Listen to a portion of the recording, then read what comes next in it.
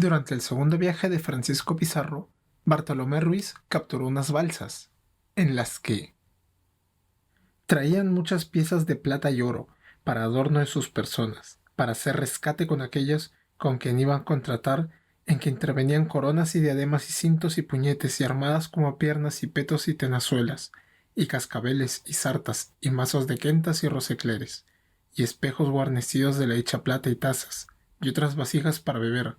Traían muchas mantas de lana y de algodón y camisas, y figuras de aves y animales, y pescados y árboles, y traían unos pesos chiquitos de pesar oro, como hechura de romana, y otras muchas cosas en algunas sartas de cuentas.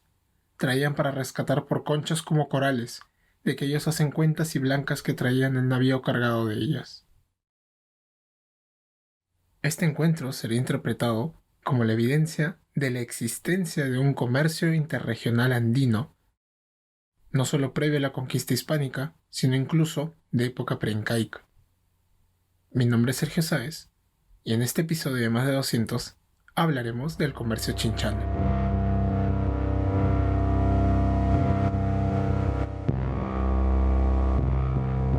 Desconocemos mucho sobre nuestro pasado. Desconocemos cosas como la existencia de templos a lo largo de nuestro territorio desde hace más de 4500 años. Desconocemos que el quechua no es una única lengua. Desconocemos que Túpac Amaru no fue el primer cacique en rebelarse. Desconocemos que el abandono nos ha hecho perder muchísima de nuestra historia. Únete a nosotros en la aventura de evitar que el olvido nos robe el pasado y compartamos la aventura de redescubrirlo.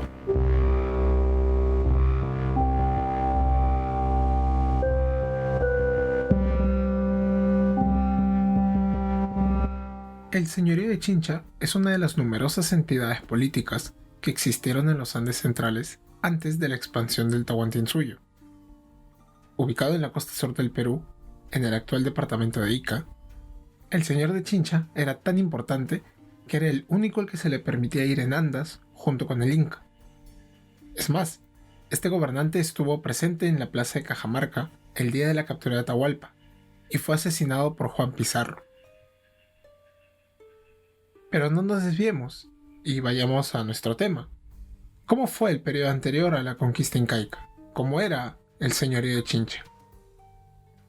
Previo a la invasión ayacuchana, la costa iqueña estaba dividida en varias entidades que conocemos colectivamente como cultura nazca.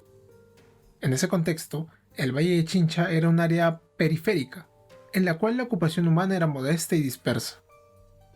Este sector se caracterizó por utilizar la cerámica Carmen, un estilo fuertemente influido por el Nazca. Luego del colapso del Imperio Wari, a finales del primer milenio de nuestra era, la región vio el resurgir de su autonomía política, manteniendo la estructura clasista instalada por los ayacuchanos. Lamentablemente, la escasez de investigaciones no nos permite conocer cómo fue la génesis del señorío de Chincha. Pero a lo largo del periodo de desarrollos regionales tardíos, este nuevo estado instaló su capital en el complejo arqueológico formado por los sitios de Tambo de Mora, La Centinela y La Cumbe. Este último, ubicado encima de ocupaciones paracas, 1000 de años más antiguas. El incipiente urbanismo de este complejo se complementó con una red de caminos que partían desde su centro hacia asentamientos secundarios valle arriba. ¿Cómo así este señorío logró acumular tanto poder y prestigio? La historiadora María Rostorowski planteó una hipótesis importante. Los Chincha controlaron una importante red comercial interregional gracias a la existencia de comerciantes especializados. Estos comerciantes forman parte del modelo conocido como control horizontal, del cual hemos hablado en nuestro episodio sobre el señorío de Chiribaya. Para no extendernos demasiado, resumiremos que el control horizontal se planteó para contrastar las características de las sociedades costeñas con el llamado control vertical que John Murra planteó para la sierra. Este control vertical de las comunidades serranas les permitía tener el acceso a nichos ecológicos ubicados a diferentes alturas, por lo que podían ser autosuficientes sin la necesidad de establecer redes comerciales, mientras que en el control horizontal las comunidades costeñas estaban formadas por grupos de especialistas que se complementaban entre sí. En el caso del señorío de Chincha, tenemos a los pescadores asentados en las playas. Ellos vivían en pequeñas aldeas y tenían sus propios ritos y turnos de trabajo. Ocupando los valles fértiles están los agricultores, quienes cultivaban los bienes de subsistencia básicos para la alimentación de todo el valle. Viviendo cerca de los grandes monumentos y palacios estaban los artesanos como plateros, zapateros, carpinteros y ceramistas, cuya supervivencia dependía de los recursos producidos por los dos grupos anteriormente mencionados, y finalmente los mercaderes, probablemente viviendo también cerca de los monumentos. Esta última clase social fue un rasgo único de los chinchas en tiempos preincaicos. ¿Por qué eran tan especiales los mercaderes? La propuesta del control vertical de John Murra ayudó a popularizar la idea de que en los Andes centrales no existieron mercados como tales, porque todas las comunidades eran autosuficientes, como hemos dicho. Es por eso que cuando Rostorowski habla de mercaderes, rompe con una de las ideas base sobre las cuales se construyó la idea de lo andino, lo típico de las sociedades de esta parte del mundo. ¿Y cómo así llega a proponer esta hipótesis tan innovadora? A partir de la publicación de un documento colonial conocido como Aviso, en donde se señala la existencia de los grupos de especialistas que hemos mencionado. Sumado a ello, la historiadora reconoce un testimonio de la crónica Sámano Jerez, que es el que hemos mencionado, en donde se relata cómo en 1526 los conquistadores capturaron unas balsas de las costas ecuatorianas cerca de Puerto Viejo. Estos balseros transportaban una gran cantidad de espóndilus, oro y otros productos para intercambiar. Si bien el documento no menciona su origen, Rostorowski considera que se trataban de chinchanos, pues, hasta ahora, son el único pueblo del que hay referencias sobre actividades comerciales. Profundizando en Aviso, Rostorowski postuló que estos mercaderes mantuvieron relaciones comerciales con el altiplano, para conseguir bronce, y con la costa ecuatoriana, para conseguir madera, oro y espóndilus. En el primer caso se infiere que manejaron grandes caravanas de camélidos, aunque no ahonda en el tema, mientras que para llegar a Ecuador se remite a la existencia de una flota de 100.000 embarcaciones mencionadas en otras crónicas tempranas. ¿Qué implicancias tiene esto? Primero, el control del comercio de espóndilus le habría dado un enorme poder a los chincha. Y ya que lo hemos mencionado tantas veces, ¿qué es el espóndilus? Conocido como mullu en quechua, se trata de un molusco oriundo de las cálidas aguas de la costa ecuatoriana. La concha de este animal tiene unas protuberancias a manera de espina y un distintivo color rojo, y era utilizado en rituales religiosos a lo largo de los Andes, pues se consideraba que era la comida de las huacas. Debido a que su producción se encontraba restringida a un territorio muy pequeño, quienes controlaran su distribución habrían tenido una posición ventajosa en el escenario político. En este caso, serían los chincha los que aprovecharon de mejor manera este recurso. Sin embargo, la existencia de mercaderes especializados ha sido rebatida por otros investigadores. En primer lugar tenemos a la historiadora Anne-Marie Hockenheim, quien luego de realizar una revisión exhaustiva a la documentación utilizada por Rostorowski, concluye que las balsas de Atahualpa, mencionadas por Pedro Pizarro, nunca especifican si se trataban de origen chinchano, si eran utilizadas para comerciar, o si solo eran balsas de pescadores, siendo lo más probable esto último. A ello agrega que en el documento Aviso nunca mencionan el comercio de espóndilus. Literalmente dice: había en este gran valle de Chincha 6.000 mercaderes, y con sus compras y ventas iban desde Chincha al Cusco por todo el Collao, y todos iban a Quito y a Puerto Viejo, de donde traían mucha chaquira de oro y muchas esmeraldas ricas, y las vendían a los caciques de Ica, que eran muy amigos de ellos, y eran sus vecinos más cercanos, y así se han sacado muchas esmeraldas de las sepulturas de los caciques muertos en Ica. Hockenheim también pone en duda que existiera comercio marítimo, pues la navegación norte-sur, desde la península de Illescas en el actual departamento de Piura, es bastante complicada por la presencia de la corriente peruana y los vientos que soplan al norte, siempre y cuando se utilicen las balsas registradas arqueológica, histórica y etnográficamente. Para Hockenheim, El comercio marítimo ecuatoriano llegaba solamente hasta el puerto de Tumbes, y desde ahí las rutas comerciales continuaban por tierra. En su propuesta, ¿quiénes se beneficiaban de ello? Los Lambayeque y, luego de su derrota, los Chimú, dos entidades políticas poderosas que controlaban territorios mucho más extensos que los Chincha. La existencia de ambas, además, plantea otro problema. ¿Cómo se iban a mover los mercaderes chinchanos libremente a lo largo de todo este territorio? Un escenario en donde eran más bien los Lambayeque y los Chimú quienes controlaban las rutas comerciales es mucho más coherente. Otra crítica importante vino desde la arqueología. Daniel Samwise excavó en una aldea de pescadores llamada Lo Demás. Allí encontró una ocupación preincaica en donde no existía Spondylus, el cual recién aparece luego del dominio cusqueño. En general, el Spondylus es un objeto prácticamente inexistente en los contextos chinchanos preincaicos, y más bien parece ser que su utilización es impulsada luego de la conquista incaica. Rostorowski respondió a las críticas enfocándose en la navegación. Para ello recurrió a la existencia de una tecnología indígena que no había sido considerada por Hockenheim: las huaras.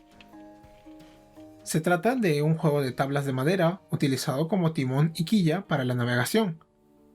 Gracias a ellas era posible la navegación contracorriente, tal como quedó documentado durante la colonia. Además, planteó la posibilidad de que los mercaderes viajaban durante los meses de verano, pues es allí cuando los vientos alisios soplan menos fuerte. La navegación hacia el norte se habría realizado con balsas, moviéndose en zigzag para cortar el viento hasta alcanzar la corriente norteña y continuar tranquilamente hasta Ecuador. También rechaza la posibilidad de un comercio por rutas terrestres, pues hubiera sido una empresa mucho más compleja y peligrosa al tener que atravesar los dominios de entidades políticas tan poderosas como lo fueron los Lambayeque y los Chimú.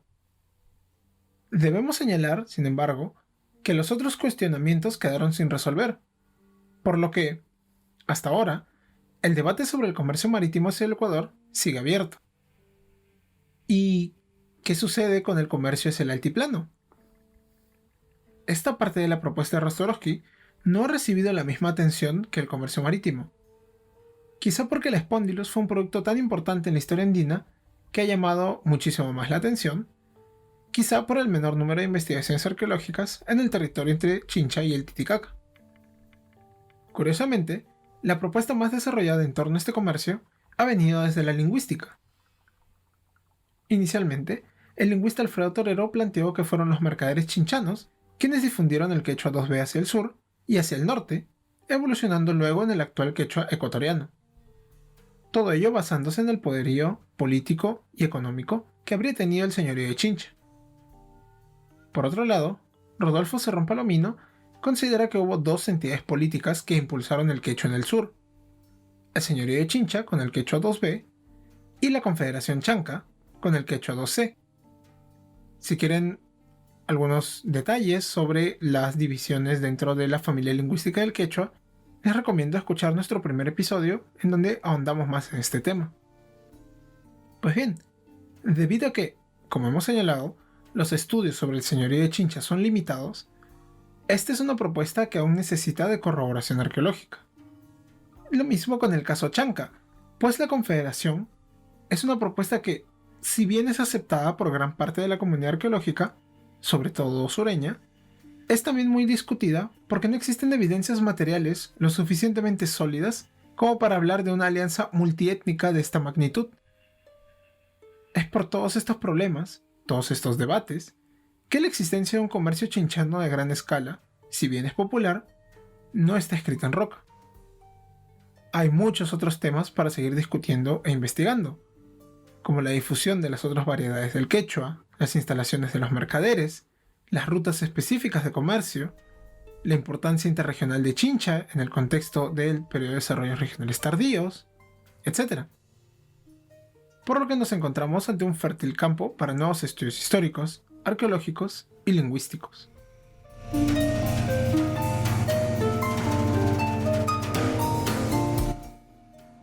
Como siempre, muchas gracias por escuchar nuestros episodios. Quiero agradecer en particular a nuestros Patreon: Iván Villarreal, Josué Aramburu Mantovani, Lindo Blair, CBZ y Bernardo Newland Penero, gracias a los cuales recibimos apoyo y podemos continuar con este pequeño proyecto. Ya saben que si desean contribuir con nosotros pueden hacerlo vía Patreon, buscándonos como Más de 200 Podcasts de Historia Andina. Pueden contribuir desde $1 y se pueden desuscribir cuando deseen. Los episodios seguirán saliendo de manera gratuita en todas las plataformas, iVoox, Spotify, en YouTube. Y si bien este último mes y medio, casi 2 meses, hemos dejado casi abandonada la cuenta de Twitter, prometemos regresar con algunos hilos y compartiendo algunas noticias. Allí nos pueden encontrar como @más de 200 en números. Y como siempre, déjennos sus comentarios, críticas, sugerencias en la caja de comentarios de iVoox o directamente en la cuenta de Twitter. Ahora, la bibliografía. Mario Rostorowski ha tratado este tema en varios artículos, pero felizmente el Instituto de Estudios Peruanos ha editado todas sus obras completas en varios tomos, así que pueden buscar el libro Costa Peruana Prehispánica, que es el número 3 de sus obras completas. Allí está el artículo sobre los mercaderes del Valle de Chincha, el artículo sobre pescadores y especialistas artesanales, y también una adenda respondiendo a las críticas que publicaría Anne-Marie Hockenheim en los años 90. Por su parte, el artículo de Hockenheim se llama Rutas de entrada del Muyu en el extremo norte del Perú, publicado en el boletín del Instituto Francés de Estudios Andinos, volumen 22, número 3. Lo pueden encontrar en línea, como todos los artículos publicados por el boletín de esta institución. Sobre lingüística, los clásicos de siempre, El quechua y la historia social andina, de Alfredo Torero, y el libro de Rodolfo Serrón Palomino, Las lenguas de los incas, el puquina, el aymara y el quechua. Ambos los pueden encontrar en internet.